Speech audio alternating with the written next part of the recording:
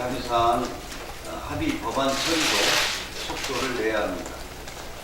국정조사는 정기 국회가 끝난 뒤 본격적으로 준비하겠습니다. 이번 국정조사는 합의문에 적힌 대로 공공부문 채용 비리 의혹에 대한 것입니다. 사실 야당이 국감에서 문제를 제기했지만 현재까지 구체적으로 고용세습이나 채용 비리가 드러나는 것은 없습니다. 저희 정부와 여당은 고용세습과 채용 비리를 용납할 어떠한 이유도 없습니다. 그런 것이 있다면 오히려 정부 여당이 강력하게 그런 문제들을 점검하고 또 조치를 취하겠습니다. 이번 국정조사는 강원랜드와 서울교통공사 등 공기업의 채용 문제들을 살피게 될 것입니다. 그러나 국정조사를 구체적인 증거도 없이 무차별적인 정치 공세의 장으로 악용하려는 시도가 있다면 결코 좌시하지 않겠습니다. 야당에 한 말씀 드리겠습니다. 제가 원내대표를 맡은 이후 야당과 7건의 합의문을 작성했습니다. 여야 합의는 신사협정이자 국민과의 약속입니다. 다시는 정쟁을 위해 여야 간 합의를 깨는 일이 있어서는 안 됩니다. 이번 합의문에 담은 6가지 약속을 반드시 지켜줄 것을 야당에 당부합니다. 어제 미국 워싱턴에서 한미 워킹그룹이 공식 출범했습니다. 워킹그룹은 한미 양국이 한반도 비핵화와 제재 이행, 남북 협력에 대해 세계적으로 논의하는 협의 채널입니다. 워킹그룹을 통해 앞으로 한미 공조 관계가 더 긴밀하게 이루어질 것으로 기대합니다. 첫 회의에서 의미 있는 성과가 있었습니다. 평양선언을 통해 남북한이 합의한 경의선 철도 연결을 위한 공동조사에 대해 미국 정부가 강력하고 전폭적으로 지지한다는 입장을 밝혔습니다. 대북 제재로 미뤄졌던 남북철도 연결 사업이 본격적으로 속도를 낼 수 있을 것 같습니다. 연내 철도 연결 착공식 개최도 가능할 것으로 예상됩니다. 앞으로 산림협력, 이산가족, 상봉 등 남북 교류 사업도 빠르게 진행되기를 기대합니다. 이번 워킹그룹을 두고 미국 정부가 남북 관계 가속에 제동을 걸었다고 보는 시각도 있습니다. 그러나 국제사회 제재를 준수하면서 남북한의 신뢰를 구축하기 위한 노력은 우리 정부가 당연히 해야 하고 해야 할 일입니다. 한반도 평화의 당사자로서 우리 정부의 적극적인 역할은 분명히 인정받아야 합니다. 한반도 평화는 흔들림 없는 한미 공조와 우리 스스로의 주도적 역할이 병행되어야 실현될 것입니다. 다음 주 열릴 것으로 전망되는 북미 고위급 회담을 통해 비핵화 협상에 의미 있는 진전이 이루어질 것을 기대합니다. 또한 아르헨티나에서 열리는 G20 정상회의에서 문재인 대통령과 트럼프 대통령이 한미 정상회담을 가질 것으로 예상되는데 한반도 평화체제 구축을 위한 한미 공조를 굳건히 다지는 그런 또 다른 계기가 되기를 기대합니다. 이상입니다. 네, 다음은 김태년 정책회의장의 발언 듣겠습니다. 다 함께 잘 사는 혁신적 고용국가 실현을 위한 사회적 대화 기구인 경제사회노동위원회가 오늘正式 출범하게 됩니다. 경제사회노동위원회법 제1조는 경사노위의 목적을 사회 양극화를 해소하고 사회통합을 도모하며 국민경제의 균형 있는 발전에 기여하는 것이라고 명시하고 있습니다. 현재 우리 사회는 양극화, 저출산, 산업구조 변화 등 구조적이고 중층적인 위기 요인이 있습니다. 경험해보지 못한 이 같은 위기를 슬기롭게 극복하기 위해 무엇보다 필요한 것이 바로 사회적 대화와 타협입니다. 이런 측면에서 오늘 닷을 올리는 경사노위에 거는 국민의 기대가 매우 큽니다. 특히 경사노위는 지난 2009년 11월 노사정 대표자 회의 이후 무려 9년 만에 노사 각 주체들이 모두 참여한 가운데 출범하게 됩니다. 더욱이 청년과 여성, 비정규직, 중견기업과 중소상공인 대표까지 모두 포괄하는 진정한 사회적 대화 기구입니다. 그래서 그 의미가 더욱 남다릅니다. 한 가지 아쉬운 것은 노동계의 한 축인 민주노총이 내부 논의 절차로 인해 오늘 출범에 함께하지 못하는 것입니다. 그러나 김명환 위원장 등 민주노총 지도부가 경사노위에 함께하겠다고 밝히고 있는 만큼 조만간 명실상부한 사회적 대화가 시작될 것으로 기대합니다. 앞으로 경사노위에서 수기하고 합의해 가야 할 숙제가 많습니다. 국민연금 개편, ILO 협약 비준을 위한 노사관계 제도 개선, 탄력근로제를 포함한 노동시간 제도 개선 등 쉽지 않은 과제들이 산적해 있습니다. 그러나 경사노위 출범 전에 운영된 노사정 대표자 회의에서 이미 한국형 실업구조 도입, 청년 구직활동 지원, 근로장려세제 확대 지원 등 취약계층의 소득보장 및 사회서비스 강화를 위한 합의를 도출한 바가 있습니다. 향후 경사노위에서 더 많은 결실을 맺을 것으로 기대합니다. 양보와 타협, 대화와 토론을 통한 상생협력이야말로 위중유의 위기와 도전에 직면한 한국 사회의 유일한 탈출구입니다. 더불어민주당과 정부는 오늘 출범하는 경사노위가 성공적인 한국형 사회적 대화기구로 기능할 수 있도록 모든 지원을 아끼지 않을 것입니다. 아울러 경사노위의 합의사항은 가급적 존중할 것입니다. 어제 마침 여야가 국회 정상화에 합의했습니다. 이 같은 상생의 정신으로 정치권이 경사노위의 성공적 운영에 힘을 보태자는 당부의 말씀도 함께 드립니다. 1362번째 정기 수요집회가 열렸던 어제 정부는 화해치유재단을 해산하겠다고 공식 발표했습니다. 정부의 결정을 높이 평가하고 적극 환영합니다. 일전에도 제가 언급한 바가 있지만 화해치유재단은 박근혜 정부의 대표적 외교 적폐 가운데 하나이자 일본군 위안부 문제의 진정한 해결을 가로막아온 걸림돌이었습니다. 화해치유재단은 피해자들의 동의는 물론 가해자인 일본의 진심 어린 사죄와 반성 없이 졸속으로 설립이 추진됐습니다. 더욱이 일본의 반인륜적 일본 범죄에 대한 면죄부로 악용되는 것 아니냐는 우려 또한 지속적으로 제기되어 왔습니다. 화해와 치유는커녕 피해자들의 고통과 상처만 더욱 깊게 만든 주범입니다.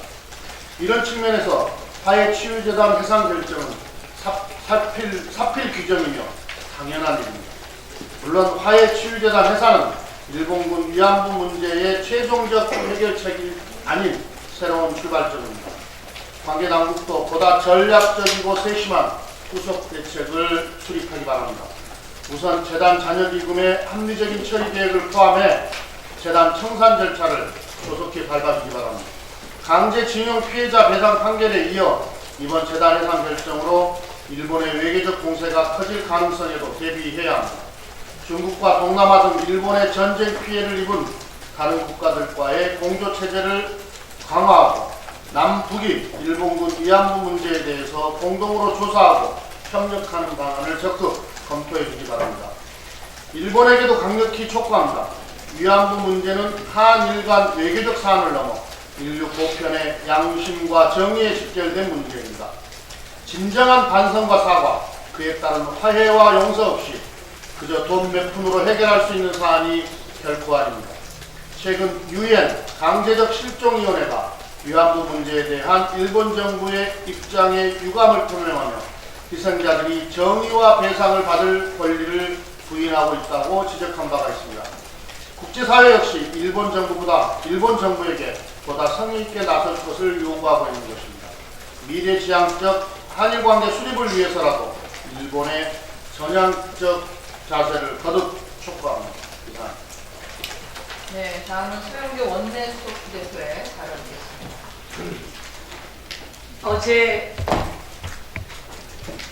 국회를 정상화하는 여야 원내대표 간 합의가 있었습니다. 이제 얼마 남지 않은 정기국회 유종의 미를 거둬야 합니다. 합의에 따라서 여야정 상설협의체 합의 이행을 위한 입법 TF가 오늘부터 가동이 됩니다.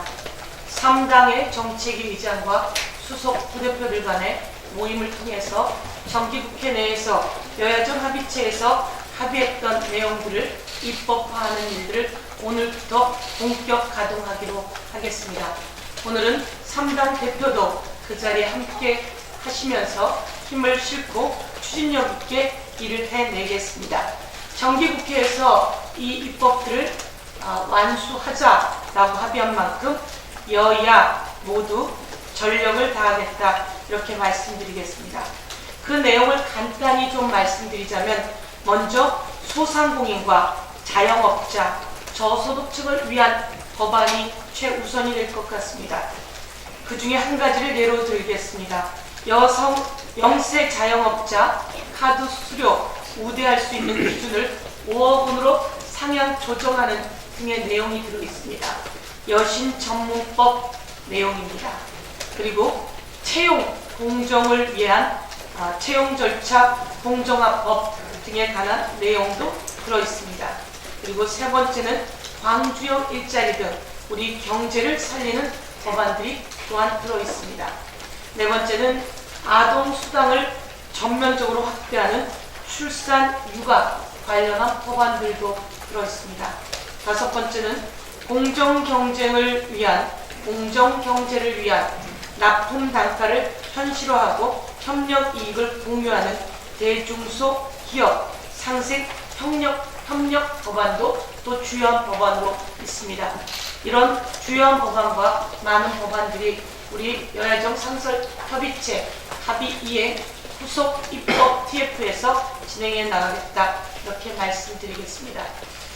두 번째 내용입니다. 서울교통공사 또 강원랜드 등 관련해서 권력형 채용 비리가 있는지 이 의혹들을 살펴보자고 국정조사가 여야 간에 합의가 되었습니다. 강원랜드의 권력형 채용 비리는 세상 만천하에 드러나 있습니다. 이 부분을 다시 한번 샅샅이 살펴서 우리 공정한 채용이 될 수 있도록 그리고 젊은이들에게 허탈감을 주지 않도록 공정한 사회를 만들어 나가겠습니다. 그러나 또 한 가지가 있습니다.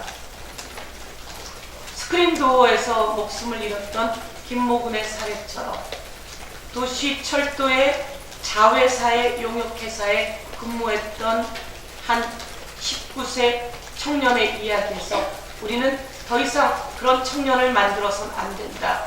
그래서 그들을 무기계약직 그리고 정규직화하는 사업들이 우리 문재인 정부 들어서 시작되었고 또 서울교통공사에서도 진행되었습니다. 이렇게 을들의 이야기가 진행되고 비정규직에서 정규직으로 가는 과정 속에서 가슴 아픈 이야기들이 이번에는 마치 채용 비리가 엄청 있는 양 확대되고 재생산되었습니다. 다시 한번 살펴보겠습니다. 그리고 혹시나 거기에 문제가 있다면 일벌백계 해야 한다는 것이 우리 당의 입장입니다. 그렇지만 이 과정 속에서 채용 비리가 구체적으로 드러난 것은 없고 남은 것은 가짜 뉴스뿐인 것 아닌가 해서 씁쓸할 뿐입니다. 서울교통공사의 민주노총 소속 전 노조 간부의 아들이 세습 고용되었다라고 하는 야당 중진의원의 발언에 언론사가 기사를 썼고 그것은 바로 사과하는 가짜 뉴스로 밝혀진 사례가 있습니다. 또 고용 세습이 87%나 된다라고 하는 추론이 가능하다라고 하는 야당 중진의원의 발언은 모두 거짓말인 것이 밝혀졌습니다. 이렇듯 남은 것은 가짜 뉴스만 남은 것이 아닌가 저희는 의문을 제기합니다. 김상곤 전 교육부총리의 딸 관련해서도 가짜 뉴스가 양상되었고 박원순 시장 관련해서도 딸의 가짜 뉴스가 양상되었습니다. 이제 이번 기회에 그 가짜 뉴스도 함께 조사의 대상이 되어야 된다 이렇게 말씀드리고 싶습니다. 이상으로 마치겠습니다. 네, 감사합니다. 다음은 이원재 상정조위원장의 발언이겠습니다. 네, 최근에 광주형 일자리가 좀 삐걱대는 것 같아가지고 한 말씀 드리겠습니다. 애초에 광주형 일자리의 지향점은 기업의 경쟁력과 지속성, 노동자의 고용 안전성과 삶의 질 향상을 목표로 했습니다. 기업하기 좋고 일하기 좋은 사회구역, 이것이 광주형 일자리의 핵심 내용이었습니다. 그런데 최근 광주형 일자리가 진행되는 모습을 보면 기업은 빠져있고 노동만 부각되는 것 같아 우려가 됩니다. 특히 11월 13일 광주시와 노조가 내놓은 투자유치단이 합의문에 기업은 완전 배제되고 빠져 있습니다. 그렇게 하면 광주형 일자리가 성공할 수 없습니다. 광주형 일자리는 기업과 노동자가 서로 윈윈하자는 것이 도입의 취지였고 목표였는데 지금 와서 기업을 배제한 채 작성된 합의문을 가지고 논의 테이블에 기업 보고 일방적으로 나오라고 하는 것은 협박으로밖에 보이지 않습니다. 역대 최저의 고용률과 세계적인 자성장 위기 속에 를 만들고 경기 침체를 극복할 방안을 만들기 위해서는 기업, 노동, 정부 등이 합의할 수 있는 지점을 찾아야 됩니다. 광주형 일자리라는 것이 광주형 일자리라는 새로운 모델이 광주시에만 국한된 문제가 아닙니다. 계속 합의점을 찾지 못한다면 분산 등 제3의 대안도 모색할 때가 되었다고 생각합니다. 공모형으로 전환하는 방식도 고민해 볼 수 있습니다. 광주시와 노조가 맺은 11월 13일 합의문이 걸림돌이 되어서 다른 지역을 적극적으로 검토하겠다라고 하는 것으로 방향을 틀지 않게 되기를 바라겠습니다. 그러기 위해서 당초의 취지대로 기업과 노동자 모두가 윈윈할 수 있는 협상을 광주시에서 다시 빠른 시간 내에 시작해 주시기를 바라겠습니다. 이상 마치겠습니다. 네, 감사합니다. 신경민 의원님. 네, 신경민 정조위원장님의 발언이 있으시겠습니다. 오늘 저는 제가 언론으로 있었던 당시에 있었던 강기훈 유서 대표 사건과 관련해서 한 말씀 드리고 싶습니다. 이 사건은 잘 아시다시피 91년에 일어났고요. 그래서 92년에 강기훈 씨가 유서 대필 조작, 유서 대필범으로 결국은 했고요. 그래서 92년에 징역 3년형을 받고 2015년에 무죄를 받았습니다. 그러니까 25년 동안 인생이 철저하게 망가져버린 거죠. 최근에 과거사위원회가 권고를 그에게 씻을 수 없는 상처를 조작해서 대필범으로 줬기 때문에 검찰총장이 김씨에게 직접 바울을 사과할 필요가 있다고 결정했습니다. 이 철저하게 한 사람의 인생을 망가뜨린 이 사건을 놓고 저희들이 몇 가지 생각해 볼 부분이 있습니다. 당시 지금으로서는 도저히 생각할 수 없는 일이지만 대통령 비서실장 안기 부장이 참석한 치안관계 장관 회의가 이 사건의 즈음에서 있었다는 사실을 조사단이 주목을 한 걸 보면은 정말로 그 당시에 치안이라는 것이 이렇게까지 망가질 수 있구나 하는 것을 우리들이 직접 볼 수가 있었습니다. 또 하나는 과학수사연구소라는 국립과학수사연구소를 얘기하는 겁니다. 여기서 필적 감정 결과를 가지고 이 사람의 인권 침해, 이 사람의 인생을 파괴하는 작업에 국가기관들이 적극적으로 동원됐다는 점도 주목하지 않을 수가 없습니다. 이 모든 것은 검찰이 기소를 독점하고 사실상의 중요한 수사를 독점함으로써 이 양대 권한을 이용해서 한 사람을 또 사회 체계를 망가뜨릴 수 있다는 것을 잘 보여주는 사건이라고 볼 수 있습니다. 언론으로서도 반성할 대목이 있다고 생각합니다. 저도 그 당시에 검찰의 출입기자로서 보도 지침은 사라졌지만 사실상의 보도 지침은 계속해서 암약하고 있었고 존재하고 있었다는 것을 기억합니다.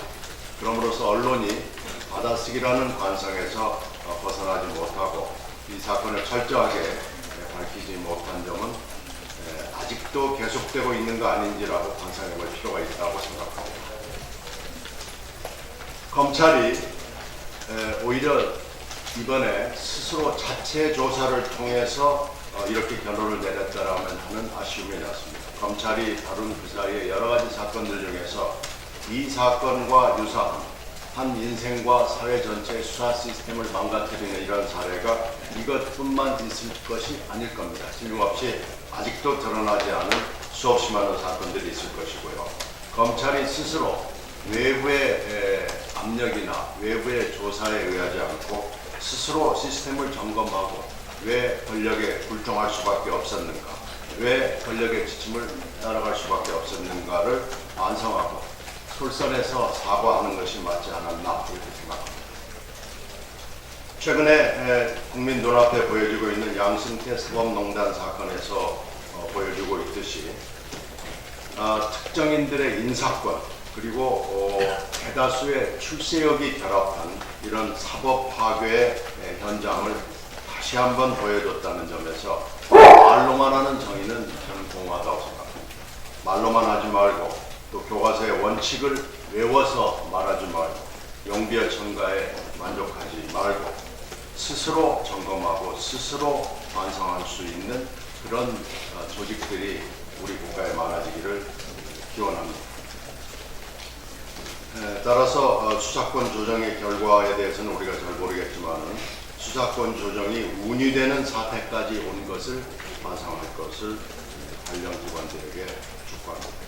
경찰이 신뢰받는 조직이었다면 수사권 조정의 결론은 매우 쉬웠을 것입니다만 그렇지 못하고 있는 현실을 이번 기회에 이번 사건을 통해서 총장이 사과하지 않을 수밖에 없는 사건을 통해서 다시 한번 반성할 것을 촉구합니다.